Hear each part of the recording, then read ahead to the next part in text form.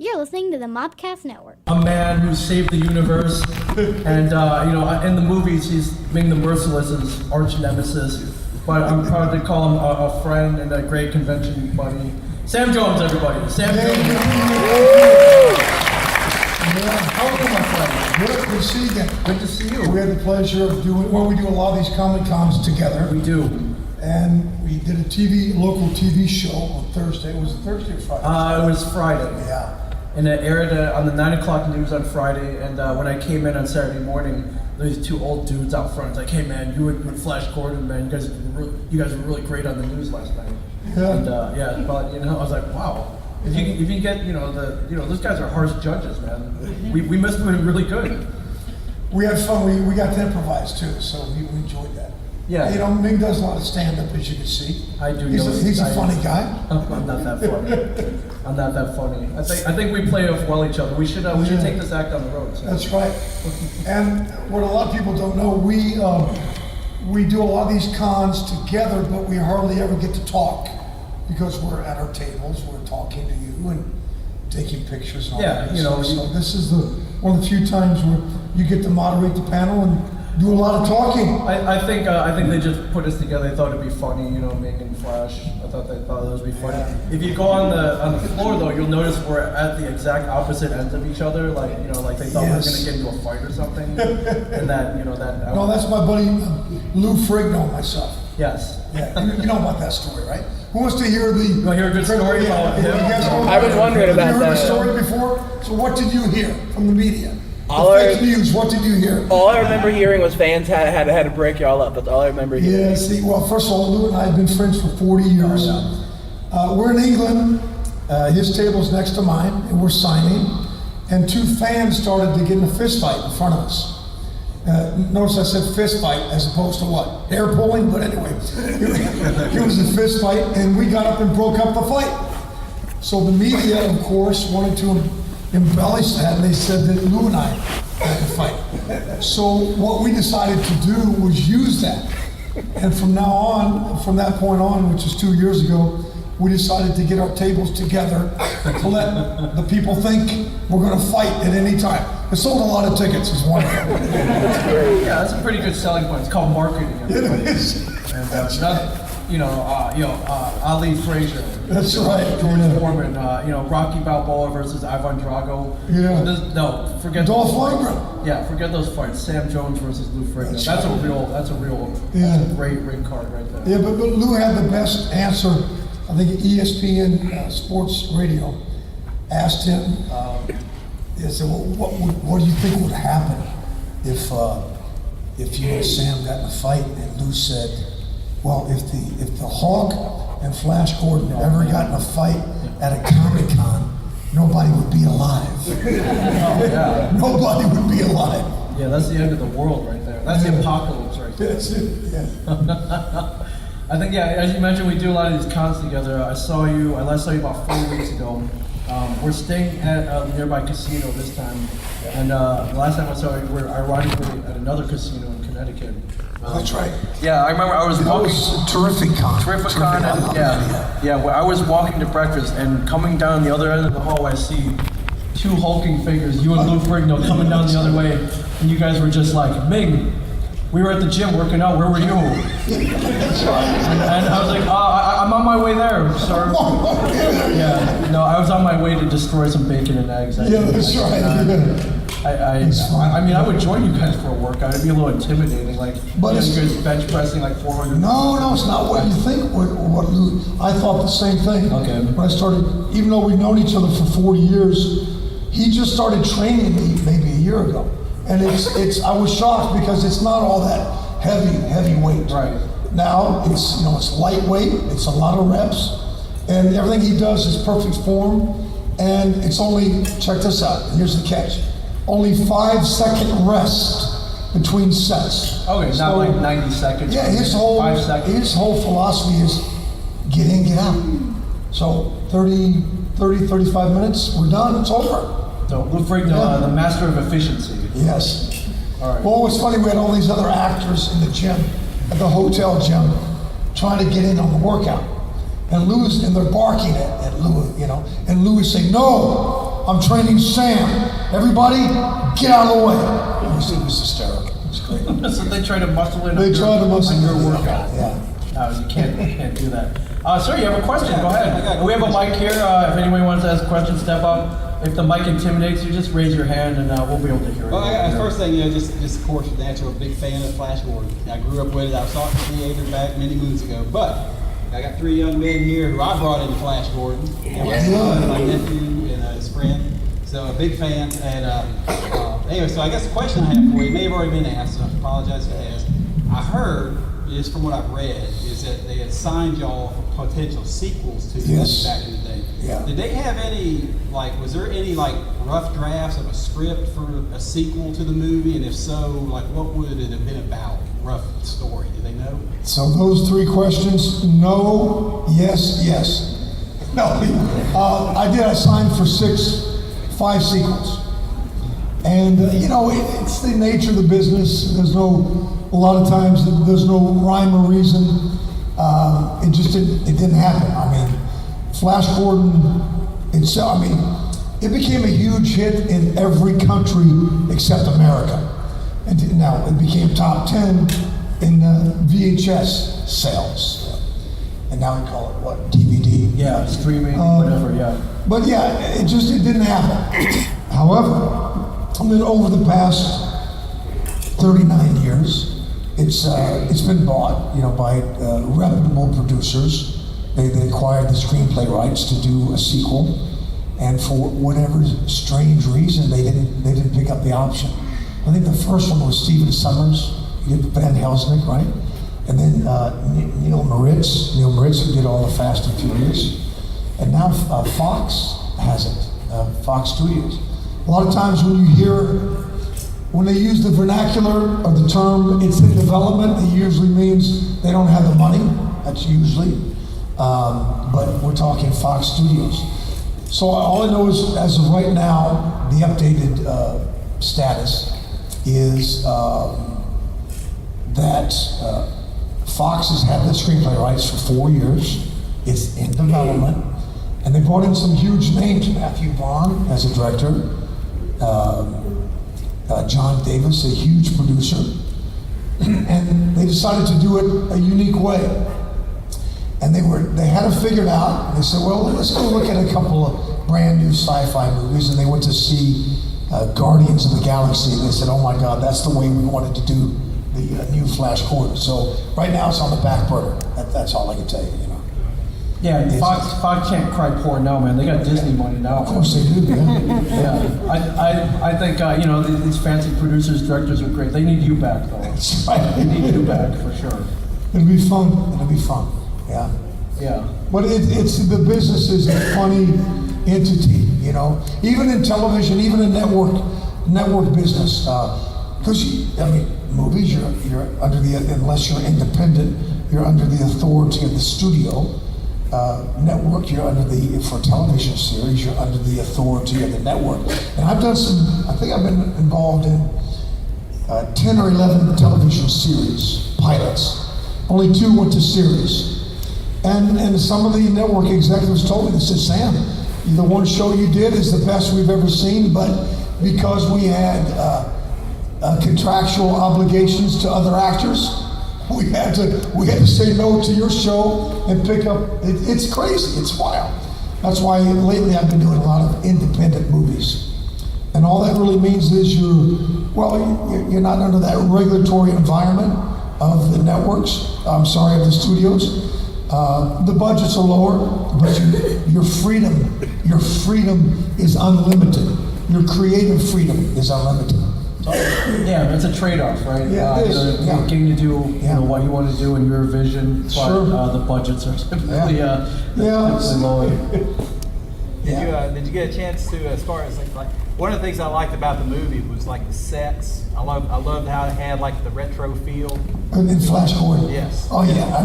Did you keep any of the props? Did you get a chance? Did you steal anything? That's really what it is, I guess. Well, I kept. I use the term I kept. Sure. I believe it's the only Flash T-shirt original. We had about 12 made, but I think 11 were tweaked and ripped. in all the fight scenes. So I believe I have the only in existence Flash t-shirt. And what makes that unique, not only is it original, but they were all hand painted. So that was hand painted. This was all hand painted red. So yeah, I have that. Pretty iconic shirt, man. Yeah, For sure. And it's such an iconic character. I've been bumping into people all weekend. A lot of people are like, Flash Gordon was the first movie I saw in the theater. Oh. Or You're not that old. No, well, I am. I'm pretty old. Well, it came out Christmas 1980, so how old were you? I would have been. I was 6. So were you there at the theater? I think it was one of the first ones I ever saw in the theater. And I Wow. constantly meet people who say the same thing, which is it's pretty cool. That ingrained with them their love for sci-fi film. Probably the reason why they're at Comic-Con to begin with. So that's pretty amazing. Sorry, your question. Yes. First of all, Sam, thanks for making Flash Gordon. I saw that in 1980 at the theater. My grandparents took me to see it. I was completely blown away. So thank you for that. All right. And what I want to know is, what was the reason behind your voice being overdubbed? Yeah, well, I mean, what was your reaction to that? well, after we're done filming any feature film, there's usually corrections and mistakes. You got to go back. Vito De Laurentiis and I did bump heads a little bit, but I had an obligation on Christmas 19. I'm sorry, it would have been. Well, we finished filming. We finished filming in before Christmas '79. That's right. So I was supposed to go back right after Christmas, but it didn't happen. So it is what it is, And then I had this kind of peculiar thing about, I've done 64 films. And in reality, I've only personally seen maybe half. Because I don't know if it's my former military background, but it is what it is. Why am I going to watch it? To sit there and torture myself? To say, oh God, I should have made a better choice. And in the early years, I'll watch a lot of my TV stuff to help tweak some things. But I'm not one for watching. Well, I don't know about you. I'm vain, so yeah, I'll watch it. I'll watch it. I'll watch and laugh at myself. Well, if you laugh at yourself, that's cool. But I made this mistake. Well, I was pretty cool early on. Coming to Hollywood, I had this purity, this naivete, this freshness. It wasn't arrogance, it was confidence. I wasn't reading my press. I was just, when I went into an audition, I thought, yeah, I'm the guy. If they don't want me, they want somebody else. So I never took offense. But things changed. I got a little bit tainted when I started reading my press. I realized if I read how good I am and believe it, what about when I read how bad I am? Bad as in terrible performance, right? I know nowadays bad is good, good is bad, but anyway, so yeah, I started reading all that and I said, I gotta quit this. So I stopped seeing my work and I stopped reading my press. It is. The cool thing about film, it doesn't lie. You can't say, oh, I had a bad day. Somebody distracted me. Well, too bad. Wah, wah.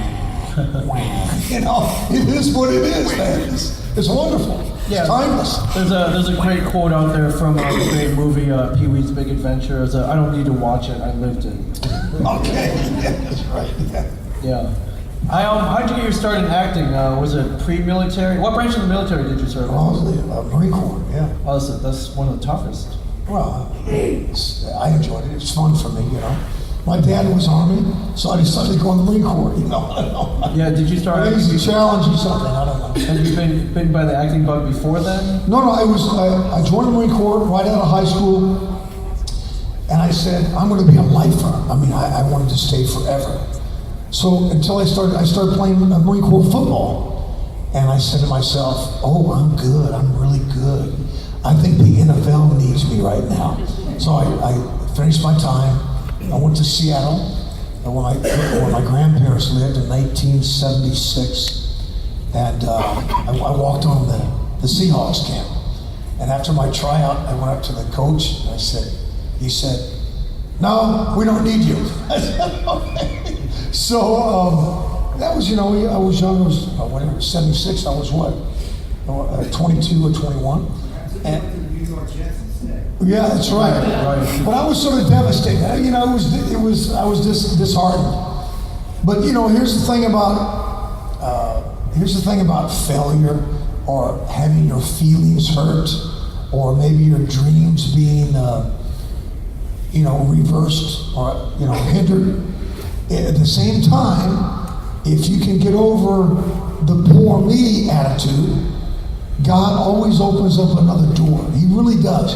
So the door for me was, so the day they said no to me, I wanted to say, but you don't understand, I left the Marine Corps so I could play for you. Okay, you need me. But I didn't say that.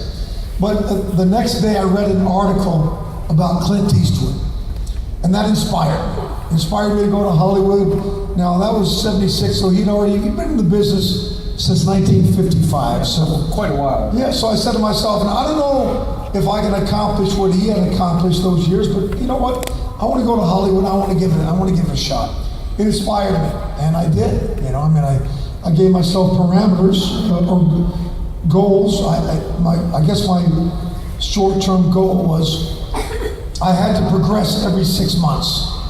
If I found myself backstepping, digressing, regressing at any part of that 6 month interval, then I said I'm done. But it happened. I mean, my gosh. The first day you're right in Hollywood, what do you got to do? You got to get a job. So, I became a waiter. I had a job. It's because it's all about provision. I tell everybody asks me, hey, I want to be an actor. What is your advice? Well, do you have a second degree or a second skill set? Because it's all about provision and paying your bills. But anyway, right away, boom, 6 months, a job, acting class. Agents were auditing the acting classes. I got a commercial agent. I shot my first commercial, a Schaefer beer commercial. Schaefer beer. With the legend Jerry West, the Lakers. Yeah. NBA. That was 76, 77. Yeah. And it just skyrocketed, Just snowballed from there. Snowball. Yeah, I mean, I had to tweak my attitude quite a bit. How so? Well, again, it's just, whatever is before us, whatever vision we have, whatever our dreams are, we need to remember who we are, where we're going, but most importantly, where we just came from, okay? And never forget that. So when you start having representation, we need to know right away. We need to identify that. Are they truly looking out for our best interest? Right, or their own best interest. Yeah, sure. And I, being young and a bit naive, every decision I made or make is on me. It's big boy rules, for men. For ladies, it should be the same thing. Not big boy rules, but big lady rules, right? For decisions.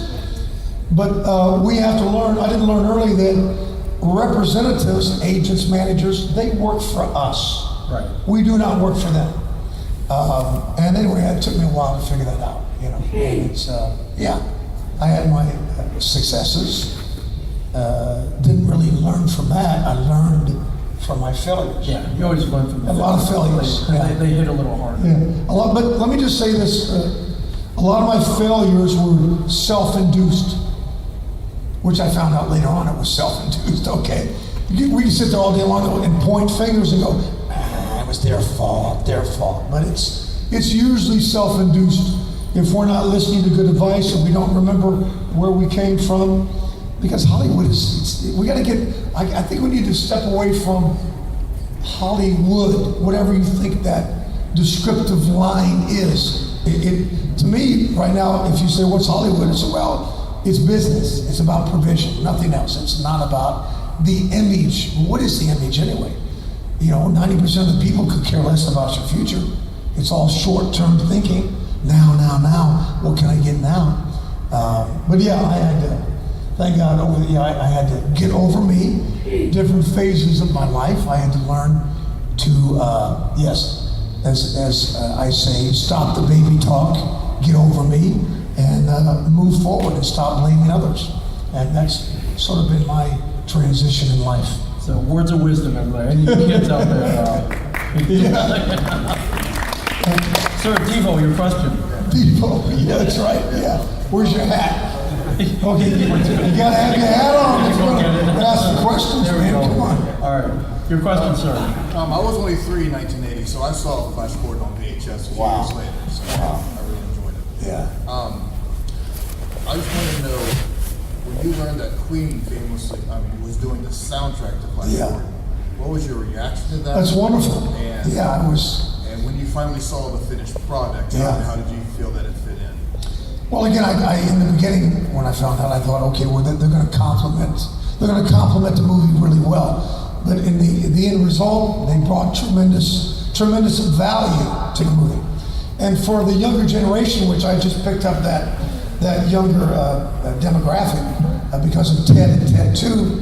So my point is, the younger generation who have not seen Flash Gordon, they will refer to the movie as, that movie that Queen did the soundtrack to, which is kind of cool. That's how much value, that's how iconic Queen is, Was Queen ever actually on set No. or anything? Yeah, it doesn't normally happen that way. Yeah. Or if they were, I didn't, I was probably so much into, it's one of those, you hear about actors making movies where they're so busy that they don't have time for anything or anybody. My greatest moment of the day, working almost 6 months on Flash Gordon, was being able to take a bathroom break. I'm serious. I was in everything. I didn't have it. So there were people coming and going. All I knew, because I was so overwhelmed by my first big role, that I had to, I think it was this voice that said, forget about that. Focus on your task at hand. And that's all I did. Rehearse the fight scene. Go next door, another sound stage. Shoot that scene. Now go outside with the bullwhip master so he can teach you to use a bullwhip. Now go over here. It didn't stop. It was unbelievable. Yeah. Yeah.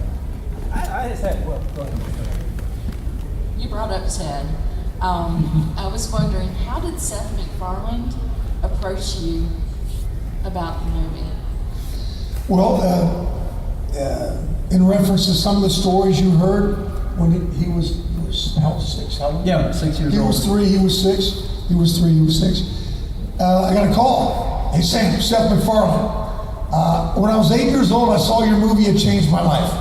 I said, well, how did it change your life? I said, well, I knew when I walked out of the movie theater, I was going to be a creative type guy. So my reply was, well, you're also a bit perverted. I hope I had nothing to do with that. So anyway, he said, I want to bring you into this, I'm directing my first movie, and I want to bring you in into the Ted franchise, and that's how it happened, So this is the cool thing. You hear athletes, you hear some actors say that they are not role models. Well, whether we like it or not, which I love it, by the way, we are role models. So we have to be very careful what we say, what we do, and our behavior. So, with Seth MacFarlane, I don't know if it would matter or not, but I'm starting to get these other calls, 64 years, well, I got that call when I was, let me see, Ted 1 was what, 8 years ago? I think so, yeah. Yeah, so I'm in my mid to late 50s. So I'm getting these calls now from who were once very young people who grew up to be decision makers in the business. So however however we impact people over our lives, we better reevaluate that. Because let me tell you something, that call came in at a very critical time in my life, where it was much needed to be back doing big budget movies again. It was much needed. So it's wonderful. So Seth MacFarlane calls you. Do you remember the pitch he gave you? He was like, "What's this movie about?" It's like, well, that's a great point. He talked about a cute little teddy bear. Yeah, so was this a kids movie? So after I read the script, I said, time out. I said, Seth, a cute little, this bear is nasty. He is nasty. And by the way, there were some things written in that movie. He had written a 3-page speech for me on the benefits of doing every narcotic you could think of. I said, Seth, I can't, I mean, I know you've hired me to make fun of myself, to do a parody, to do a spoof on Sam J. Jones, Flash Gordon, but I think you still want pieces of the real me. I said, I gotta, you know, I said, I got some young people, part of my fan base. We need to tweak this. I mean, I can get by with doing that, you know, because I get a lot of people come up to me and say, hey, I really enjoyed that drug session you had. I said, what drug session? I said, did you see me doing drugs in TED? Well, yeah. I said, no, you didn't. I said, well, they said, what was that white stuff on your nose? I think someone knows this story. What's that white powder on your nose? I said, oh, you mean when the bear and Wahlberg and I came out of the bathroom? Yeah, I said, what happened? The bear he got excited and he knocked over the bottle of baby powder and it went all over our faces. And then we walked in front of camera. That's what happened. Right. You see, it's all perception. That's what I tell the cops too on a Friday night. I whatever club I'm at. So. Yeah. Sorry, your question. Right. So I have a question.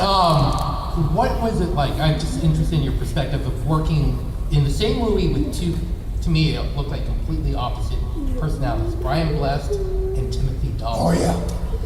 Oh, yeah. Well, Brian is great. I mean, you know, Brian Blessed. He, whatever room or environment he walks into, he takes over. He's amazing.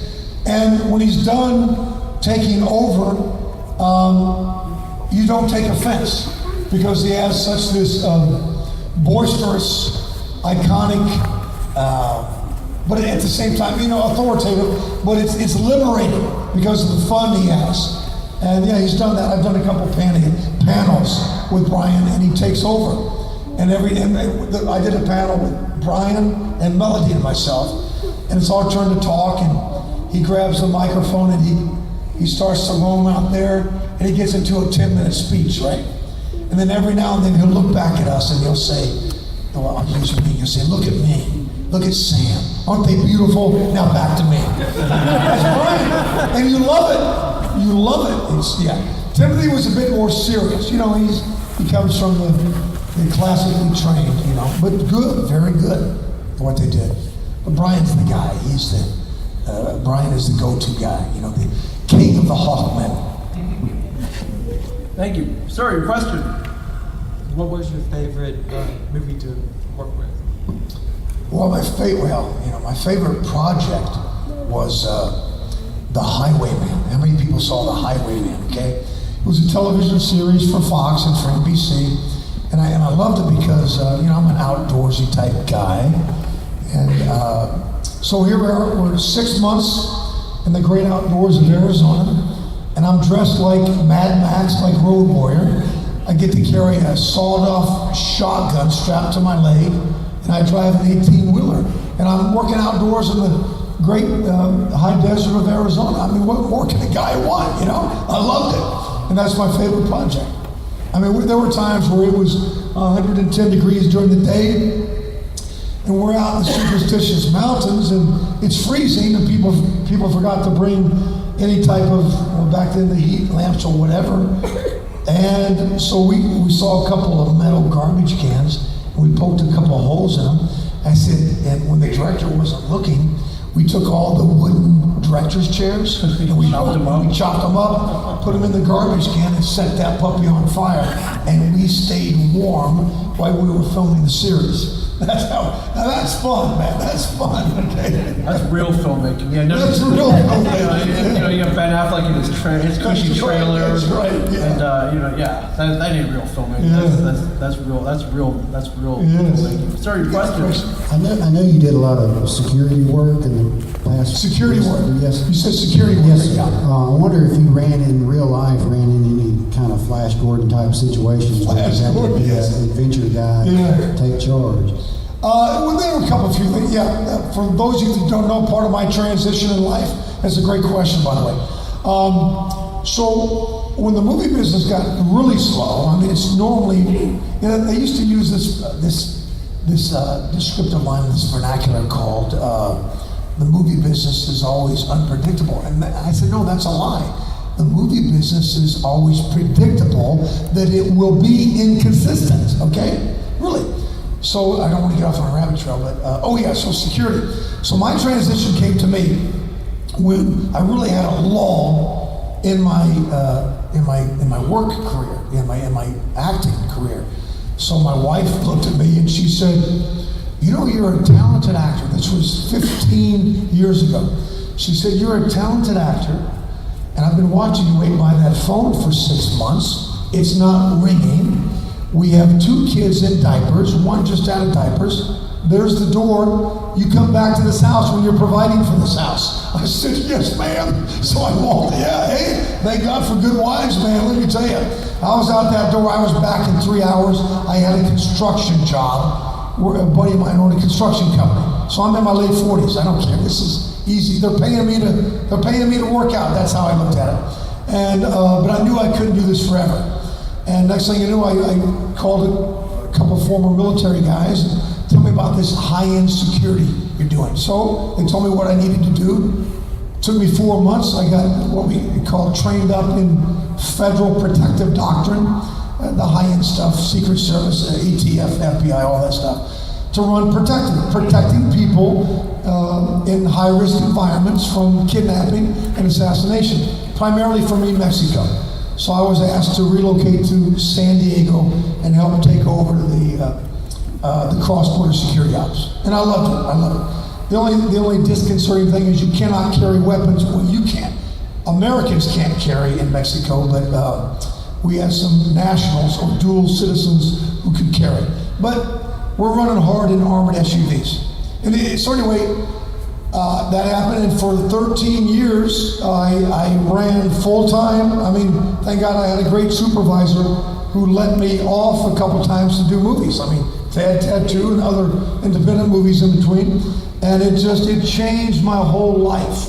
But the important thing is I had to humble myself, listen to my wife. And within a short time, I think after I made that decision and started providing for my family, within 2 years, what do you think happened? The phone started to ring for more movies, and it's phenomenal. But I just want to address this. You talk about Flash Gordon and being a security professional, which I don't really see much of a difference.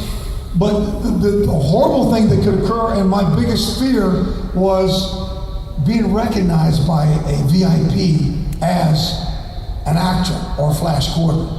That's very uncomfortable for them. So anyway, thank God it didn't happen, because usually corporate executives, they're a different mindset. They're a whole different breed of people.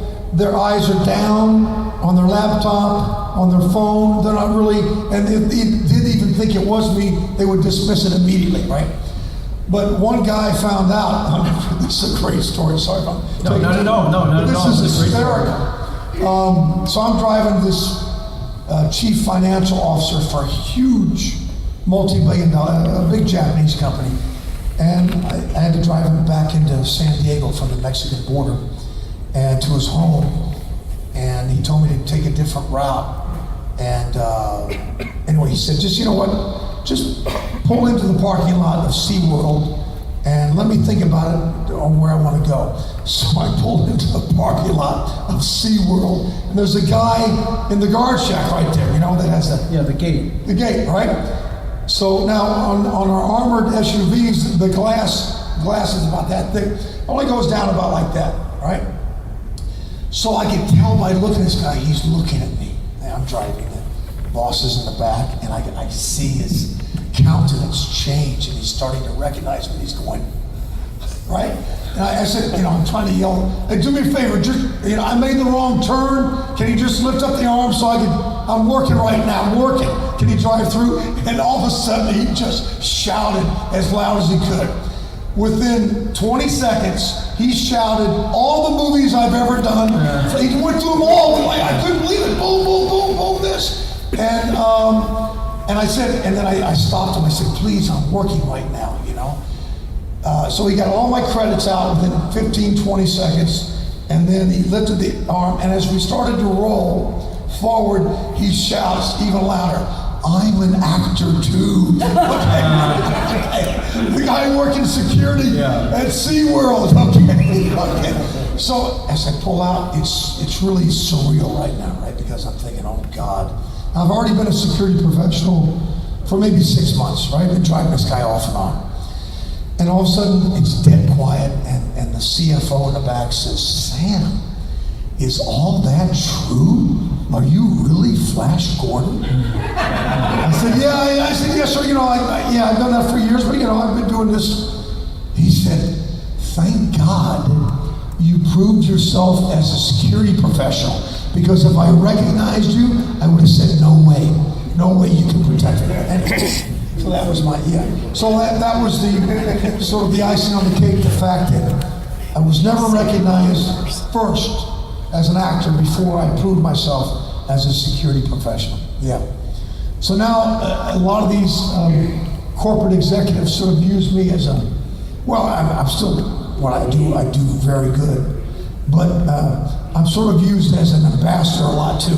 When they bring over other presidents and senior level leadership from Japan and other countries, they make it a point to introduce them to me. Right. Okay, as the actor now. Okay, it's quite fascinating. It's a bragging right now. It's a bragging point. Yeah, but it's cool. That's a great question. Your question. No, so I wanted to say that Ted was actually my first rated R movie, and I'm 25, so about 7 years ago, like you were saying. Wow. My favorite scene from the first movie was whenever they put the hole in the wall during that party. But the question I had was actually with the second movie or what have you, whenever Ted and John, they supposedly damaged your car and you kind of went off on them. What was it like? That was my Chrysler. Yeah, but what was it like playing the mad scene though? Trying to be mad at people who are supposedly your buddies? Oh, that's easy for me. You kidding me? I'm a former Marine, and I have 5 kids, and here I have my 5th grandchild. So that's all easy for me. You do have a valid point there, because my dad's Air Force, and he yells at me a lot too. So it's funny, but they changed that. They didn't have that scene written in there. It was all about Ted the Bear and Wahlberg being in awe of Sam J. Jones and being buddies and friends, and I guess they wanted to add more conflict, and they created that contention between. I didn't agree with it, but it was what it was, But just don't touch my Christ. Okay? That's the one thing I did learn from that movie. That, and be careful what you get at bachelorette parties. Well, we'll leave it at that. Yeah. Did you get a pass at that bong, by the way? No, I didn't. Because that would have been a funny scene. That was a fun scene. It was. I enjoyed. A lot of people say, "Well, how high did you get?" We're not allowed to do that anymore. You can't get high. It's a huge liability issue. It plays on FX now. They censored it. The whole thing censored. It's just blurred out. What was blurred out? The bomb. Oh, yeah. But I didn't do the bomb, did I? The bear did the bomb. The bear did the bomb. Yeah, I don't do bombs. I used to do bombs. Like at the end of the movie or something like that. That would have been funny to have seen with the credits. Yeah. With the outtakes, you mean? Yeah. Ideas for a third. Sure. Well, maybe. Maybe we actually signed for part 3. We signed it when we signed Ted 2. When can we expect to see that? Well, I don't know. It's all about crunching numbers. It has to make sense financially for them. Yeah, because I just got word that Toy Story 4 has been confirmed as well. Oh, that'd be cool. That'd be cool. Yeah. So, the thing you find out. Stay tuned, my friend. Stay tuned. Got time for one more. Does anybody want to finish it off? We'll do that too. All right. Somebody else. So, Sure. the question I had, I read something a couple months ago. I was reading some things on about Flash Gordon, and I don't know if it was Mike Hodges, the director, that said it, but it was something about. They said it was like the Step up to the mic. the longest improv movie ever. Yeah. So I didn't. Was the script in that much change? Yeah, they did. Yeah, I mean, there was a lot. I didn't really know, to tell you the truth. I mean, I followed my script, but when I talked to the director at the 35th anniversary in London 3 years ago, he said he and Dino bumped heads every day. and there was a lot of improvisation going on as far as the creative end. And I did my, what I had to do as an actor, but I didn't know this until 3 years ago. It was amazing, yeah. Did somebody Anybody else? No? One more? Go ahead, sir. I heard you mention about the liability insurance and everything on movies. Yes. Are making movies now a lot different than they were like back in Yeah. For those who didn't, you want to know the big difference in making movies back then and now? Yeah, I mean, especially doing Ted, which was a big Universal budget, and then Flash Gordon was Universal too. But yeah, I'm not saying. I mean, I never partied way back then, because you want to be sharp. Any type of alcohol or drugs, for me, is diminishing. I think there's a reason why cops don't smoke pot when they're working.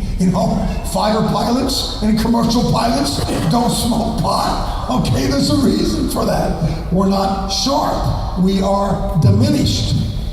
And I have a documentary coming out, Life After Flash, and I talk about that a little bit. But yeah, so Flash Gordon, it was kind of prehistoric with the special effects. You can tell it's a little bit corny, but fun and camp. Sure. But doing Ted, there's no teddy bear. There's no teddy bear right there in front of you. It's just a piece of tape on a wall. That's what you're at to, and they computer generate that later on. But what changed for me dramatically, which I don't like, I don't agree with. I think it's all based on fear. I don't want to preach to anybody, but what I'm getting now in my older age, especially in not just the movie business, there's a lot of people and entities and organizations led by fear. So, and when I talk about the movie business, in the old days, you're the camera, okay? The director stood next to the camera, always, to direct the movie. Well, they don't do that nowadays. You know where the director is? The director could be anywhere from 50 meters to 1,000 meters away under a little canopy or a tent called Video Village, sitting in front of 2 to 6 monitors, making sure the cameraman has me in frame. I thought, well, that's a lame excuse. We paid the best camera operator to make sure we are in frame. I got it, but it's all fear-based, and they didn't make mistakes back then, okay? They didn't make mistakes back then, but so it became impersonal for me, especially the fact that Seth MacFarlane is directing the movie, and he's the voice of the bear. So it made it more of a challenge, and they gave me, I said, give me something. I mean, Seth, you're way back there, I can't see you. They gave me an earwig, right? And so I'm getting direction, and Seth is also the bear, giving me my off-camera lines. So every now and then I had to say, are you the bear or are you the director now? I don't know what you are. Anyways. But yeah, it's impersonal. When I start directing, I don't care, I'm gonna bring the monitor in front of me, I don't care. I'm gonna be right there next to and a lot of actors like that too. Yeah, I like it. It makes sense. You see the director directing you. Yeah, but a lot of stuff is fear-based. I don't get this fear, but liability, yeah, I understand liability. Yeah. Thank you. Real quick before we go, let's say today we needed a Flash Gordon to save the universe. Yeah. Is there a real-life football player now that you think could handle the job? Do you think Drew Brees could do it, or like a Tom Brady? Yeah, Drew Brees. Probably Sam J. Jones. Yeah, of course.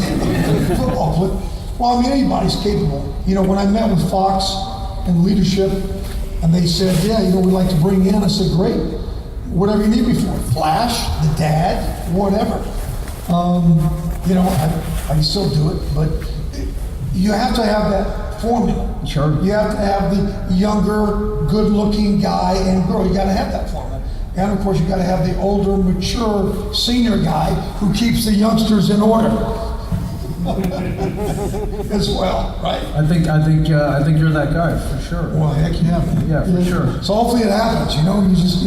It's a wild business. It really is, and all this back and forth. Reputable name, purchasing the rights and not carrying through with it. Maybe one day the good Lord has for me to be in a position to buy the rights and do the option myself. Who knows? I'll be first in line for that. Amen. Yeah, thank you so much, Tim. Thank you guys so much. Thank you.